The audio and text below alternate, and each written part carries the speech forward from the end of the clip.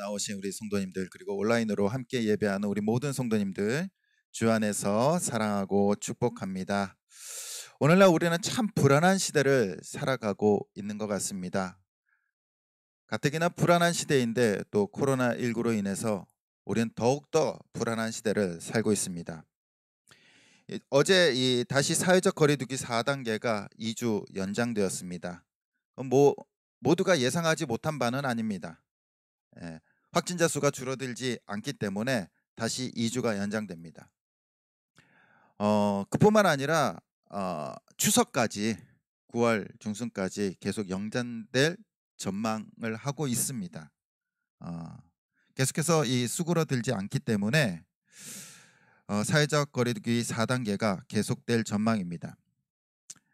어저께 그 신문을 보니까 이 연장되면서 소상공인들이 굉장히 힘들어하는 모습들이 보여졌습니다. 사회적인 전반뿐만 아니라 모든 영역에서 암흑 시기를 보내고 있는 것 같습니다.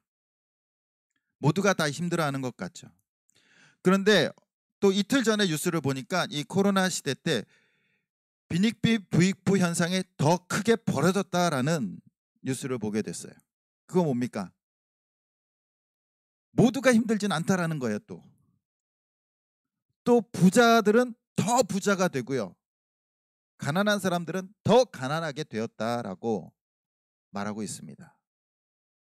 근데 대다수의 국민들이 힘들어지고 어려워진 것은 사실입니다.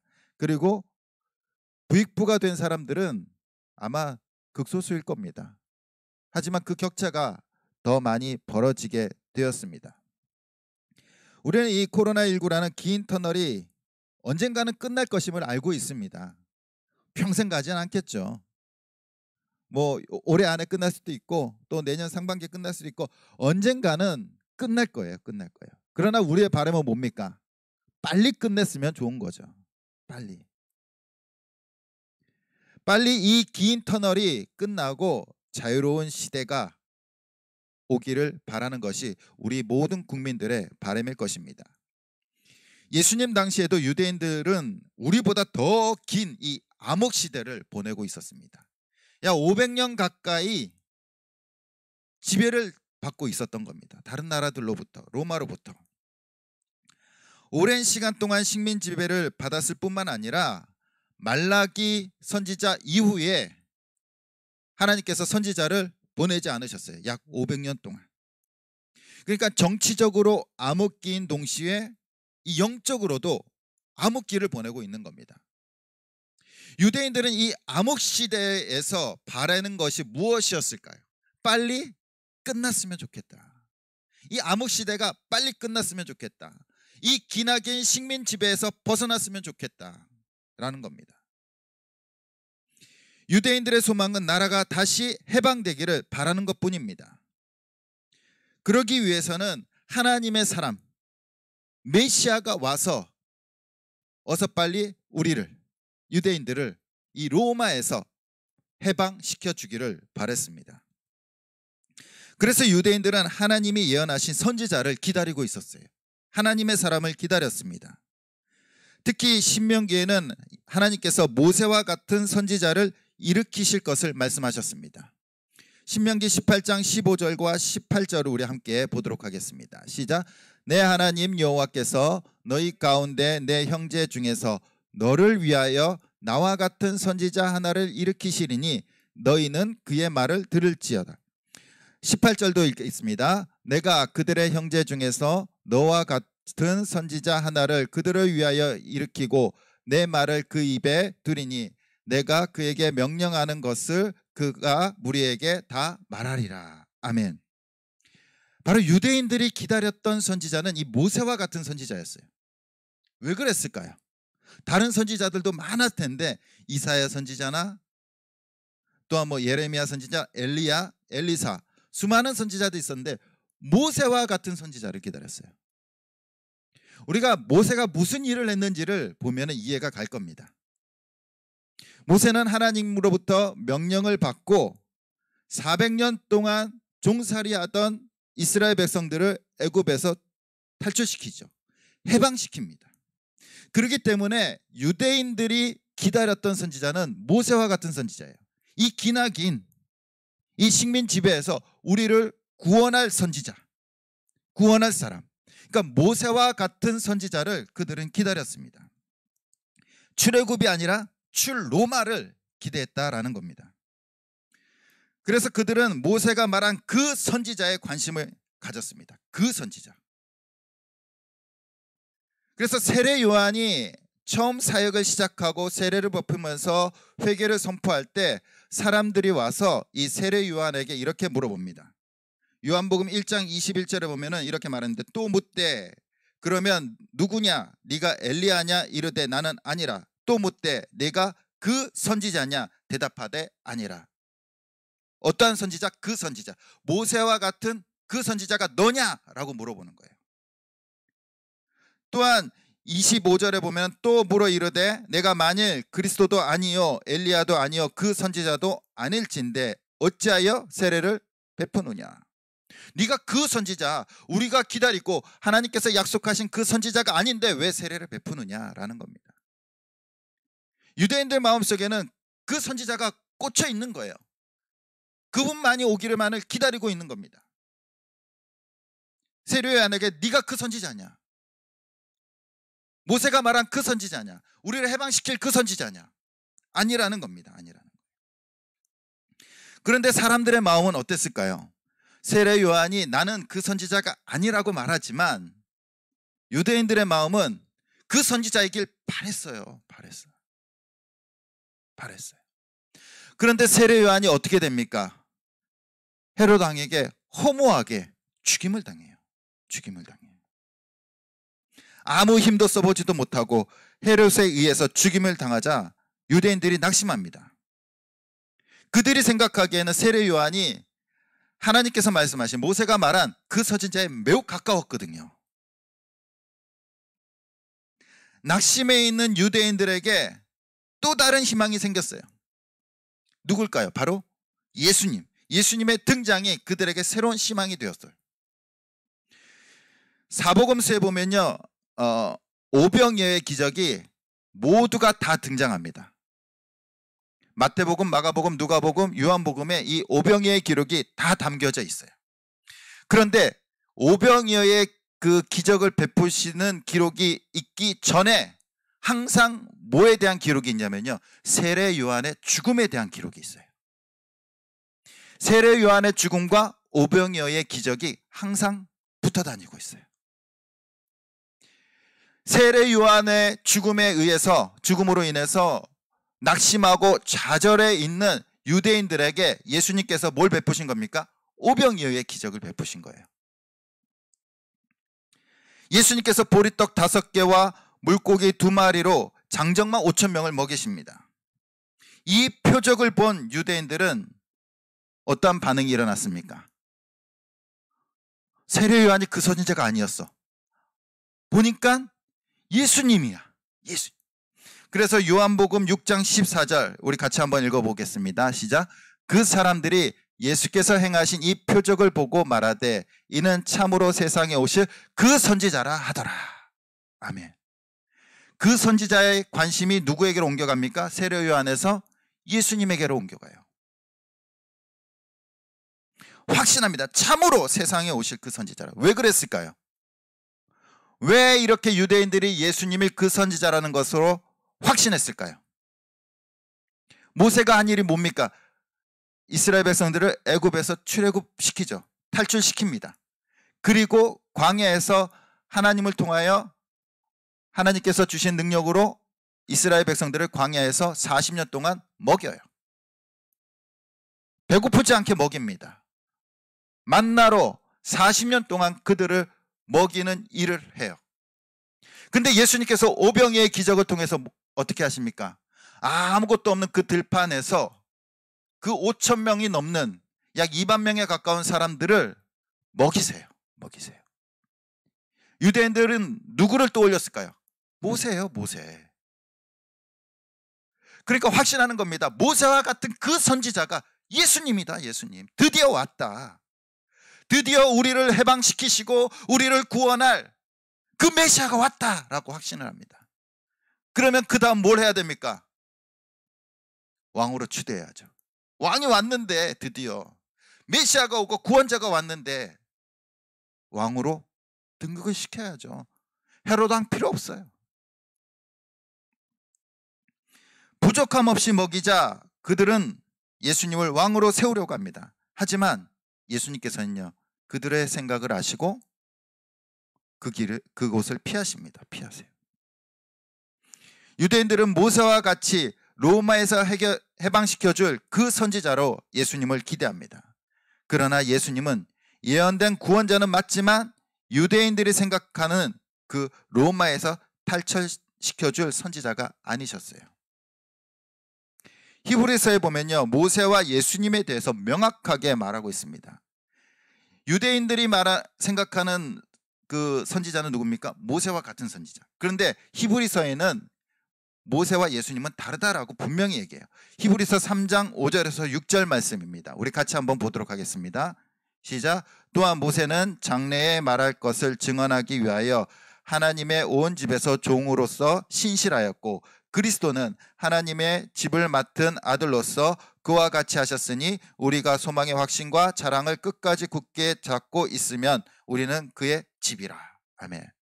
히브리서에 예수님과 모세를 비교하는데 뭘로 비교합니까? 모세는 종이라는 거예요. 종.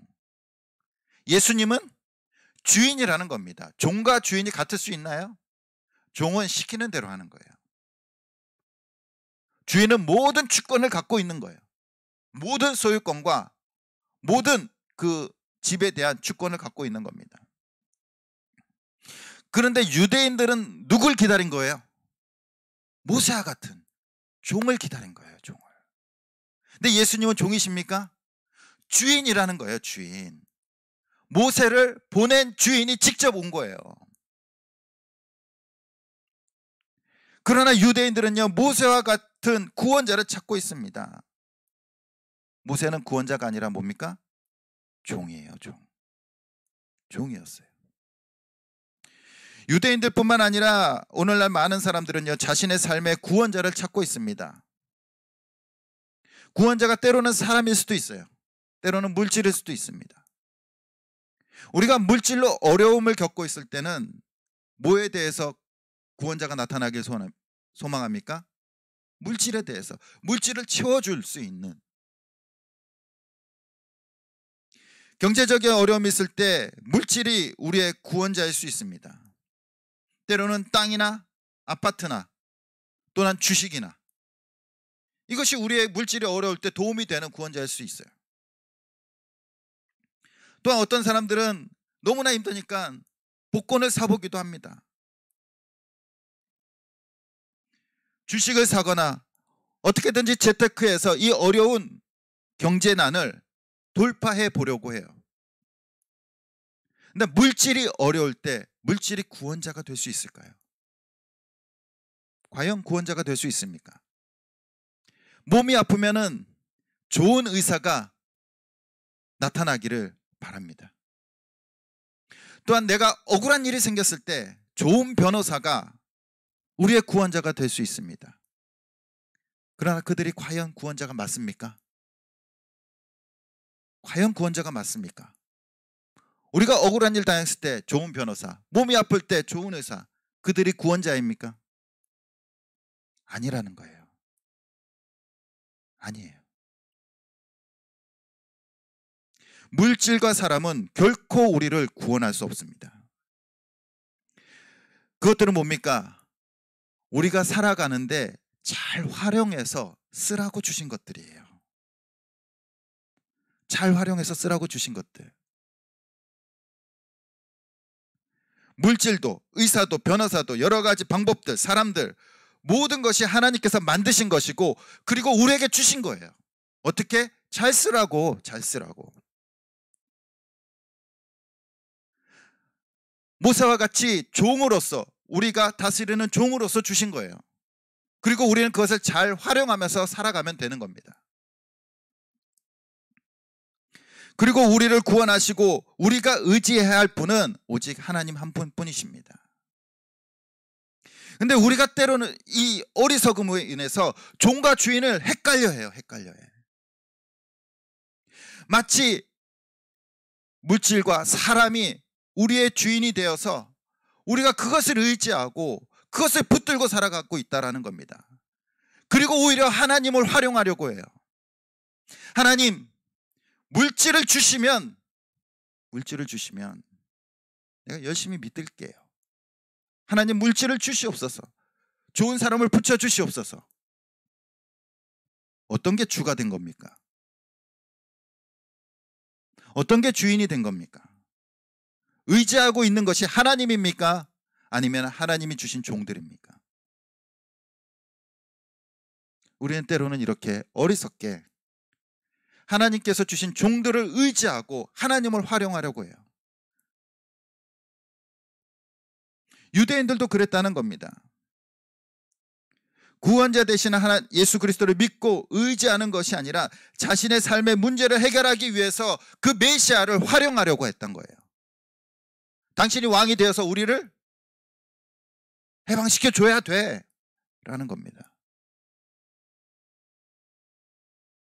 그래서 예수님께서는요, 유대인들의 잘못된 생각을 피해서 그곳을 떠나십니다. 떠나세요.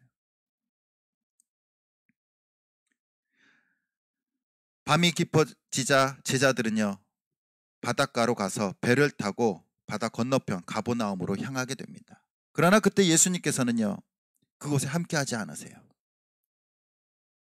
산으로 올라가서 기도하러 가십니다. 이미 밤은 어두워지고 제자들은 바다를 건너고 있었습니다. 약 한 4km 정도를 열심히 노를 저어서 가는 거예요.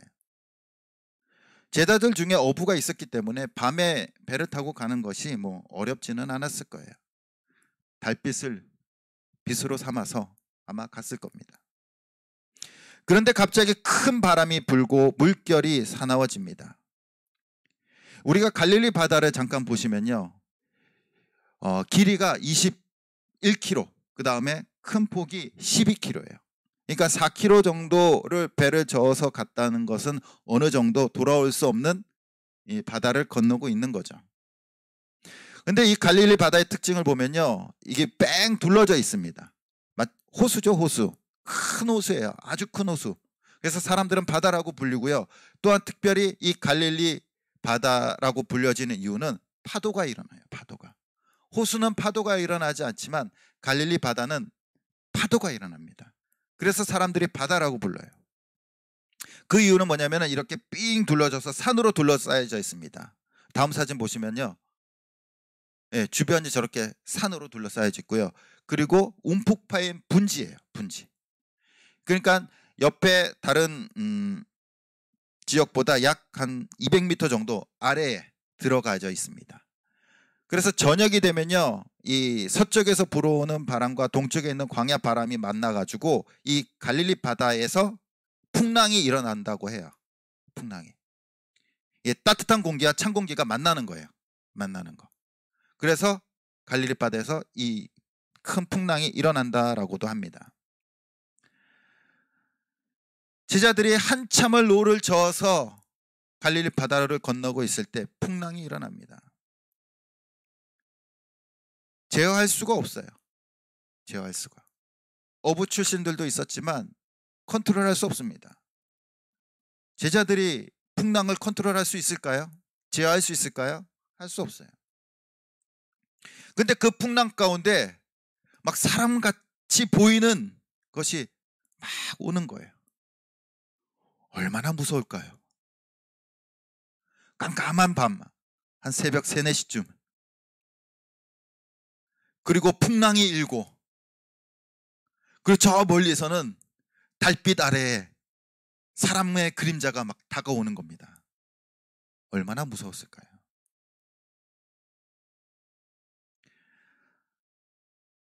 모두가 다 유령과 귀신인 줄 알았을 겁니다. 그때 예수님께서 제자들을 향해서 뭐라고 말씀하십니까? 내니 두려워하지 말라. 나다 두려워하지 말라. 이 음성을 듣고 제자들은 금세 평안함을 찾게 됩니다. 예수님의 이 짧은 한마디, 나다, 나다. 이 말은요, 원어로 하면 에고 에임이라는 말인데, 정확히 얘기하면 나는 나다, 나야 나, 나는 나야, 이 말씀이에요. 근데 이 말이 언제 또 쓰이냐면요, 과거 모세가 하나님을 만났을 때 하나님께서 그에게 하신 말씀이에요. 모세가 40년 동안 애굽의 왕자로 살다가 사람을 죽이고 그리고 도망치게 됩니다. 그리고 미디안 광야에서 이드로의 사이가 되어서 40년간 이드로의 양을 치게 되죠. 아무런 소망이 없었어요. 40년 동안 맨날 양만 끌고 다니면은 삶의 소망이 있겠습니까? 그리고 나이 80에. 그러나 호렙산에 이르렀을 때 그는 놀라운 광경을 보게 됩니다. 떨기나무가 있는데 막 불이 타는데 떨기나무는 타고 있지 않는 거예요. 그곳에 하나님의 임재를 보게 됩니다. 보게 돼요. 하나님께서는 모세에게 돌아가서, 너희 민족에게 돌아가서 고통받고 있는 그 이스라엘 민족들을 애굽에서 인도에 내라라고 명령하십니다. 그때 모세가 질문하는 거예요. 당신이 누구길래 내가 가서 당신이 누구라고 이 이스라엘 백성들에게 소개합니까? 당신의 이름을 좀 알려달라고 말합니다. 그때 하나님께서 이 모세에게 나는 스스로 있는 자다라고 말합니다. 근데 그 말이요, 이 말이에요. 나는 나다. 나는 스스로 있는 자는 뭡니까? 이름이 아니에요. 이름이 아니에요. 나는 그냥 나 스스로 있는 자야. 나는 나야 라고 말씀하십니다. 에고 에이미. 바로 예수님께서 그 풍랑 가운데 제자들에게 이렇게 말씀하시는 겁니다. 하나님과 똑같이 나는 나야. 그러니 두려워하지 마라. 두려워하지 마라.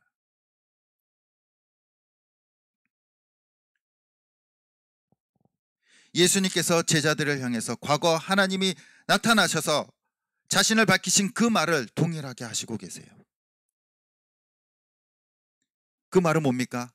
나는 모세가 아니라 모세가 만난 하나님이야. 나는 모세가 아니라 모세를 너희에게 보낸 하나님이야 라고 말씀하고 계시는 겁니다. 그러면서 말씀하십니다. 두려워하지 마라. 두려워하지 마라. 이 두려워하지 마라는 명령은요, 구약 성경에 하나님께서 이스라엘 백성들과 늘 함께 하시겠다라는 그 말씀을 하실 때 항상 하시는 표현이 두려워하지 말라예요. 두려워하지 말라. 그래서 아브라함이 가나안 땅에 딱 들어갔을 때 두려웠을까요? 안 두려웠을까요?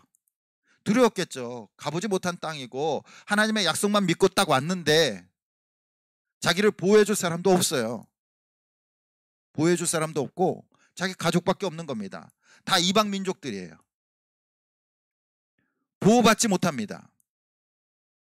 그때 하나님께서 이렇게 말씀하십니다. 창세기 15장 1절 말씀입니다. 우리 같이 한번 읽어보겠습니다. 시작. 이후에 여호와의 말씀이 환상 중에 아브라함에게 임하여 이르시되 아브라함아 두려워하지 말라. 나는 내 방패여 너는 지극히 큰 상급이니라. 아멘. 두려워하지 마라. 내가 너의 방패가 되어줄게. 내가 너와 함께 해줄게. 두려워하지 마라 라고 말씀하십니다. 또한 이 말이 언제 또 등장하냐면 이스라엘 백성들이 가나안 땅에 들어와서 여리고성을 무너뜨립니다. 그리고 두 번째 성 아이성과의 전투에서 크게 패하고 말아요. 작은 성에서 패하니까 그 정신적인 충격이 큰 거예요. 앞으로 더 큰 성들이 있는데 우리 어떻게 하지? 두려워 떨기 시작합니다. 그때 하나님께서 말씀하십니다. 여호수아 8장 1절 말씀입니다. 여호와께서 여호수아에게 이르시되 두려워하지 말라 놀라지 말라 군사를 다 거느리고 일어나 아이로 올라가거라. 보라 내가 아이 왕과 그의 백성과 그의 성읍과 그의 땅을 다 내 손에 넘겨 주었으니. 아멘. 어떠한 말씀입니까? 두려워하지 마. 내가 너희와 함께 할게. 함께 할게. 오늘 말씀해 보더라도 제자들은 뭐하고 있습니까? 두려워하고 있는 거예요. 풍랑 때문에 두려워하고 있는 거예요. 그리고 예수님의 그 유령 같은 모습에 두려워하고 있습니다. 두려워하고 있는 제자들을 향해서 바다 위를 걸어가시고 그리고 밝히십니다. 나는 나야. 과거 모세에게 나타났던 하나님이야. 창조주 하나님이야. 그러니 두려워하지 마. 두려워하지 마. 그리고 그 배에 함께 타시고 목적지로 가시게 됩니다. 바다도 평온해지고요. 제자들도 평온해져요. 예수님은 우리의 주인 되시는 줄 믿습니다. 하나님이세요. 모세와 같은, 모세가 아니라 모세를 보낸 하나님. 바다만 다스리시는 분이 아니라 온 우주 만물을 다스리시는 하나님이 되시는 줄 믿습니다. 그분을 만날 때 풍랑 가운데, 바다 가운데, 어두움 가운데 있을지라도 그분을 만날 때 우리는 참된 평안을 누리게 될 줄 믿습니다. 어제는 때 아닌 우리가 가을 장마가 있었습니다. 정말 무섭게 비가 내렸어요. 예고가 있었는지 없었는지는 전 뉴스를 잘 안 봐서 모르겠지만 있었겠죠. 그런데 이 침수 피해가 있었습니다. 특히 부산 지역은요 43곳이 침수되었대요. 그리고 한 명이 실종되었어요. 오늘날 날씨를 보면요 정말 종잡을 수 없는 것 같습니다. 장마 그러면 6월 달에 와야 되는데 또 가을 장마라고 온 거예요. 또 가을 장마뿐만 아니라 날이 더우면요 요즘 보니까 저녁 때 막 소나기가 쏟아져요. 언제 비가 올지 모르겠어요. 정말로 날씨가 종잡을 수 없습니다. 우리의 날씨도 우리의 인생도 마치 이런 요즘 날씨 같아요. 종잡을 수 없어요. 만약 우리의 인생이 우리 생각대로 딱 수학 공식처럼 맞아 떨어지면은 얼마나 좋겠어요. 예측 가능하고 계산 가능하고 그러면은 참 인생 편하게 설계하고 살아갈 수 있을 텐데 우리의 인생은 이 수학 공식이 아니라 요즘 날씨 같아요. 종잡을 수가 없어요. 좋은 날이 있으면은 갑자기 비가 쏟아지고요. 폭풍우가 몰아치고요. 또 그러다가 금세 또 좋아지고 어디에 맞추며 살아가야 될지 모르겠어요. 어떨 때는 좋았다가 어떨 때는 나빴다가 막 들쑥날쑥하는 것 같습니다. 근데 중요한 것은요 우리의 인생이지만 우리의 인생을 우리가 제어할 수 없다라는 거예요. 내 인생이라고 말하면서 내 맘대로 할 수 없는 것이 우리의 인생이라는 겁니다. 우리의 삶이에요.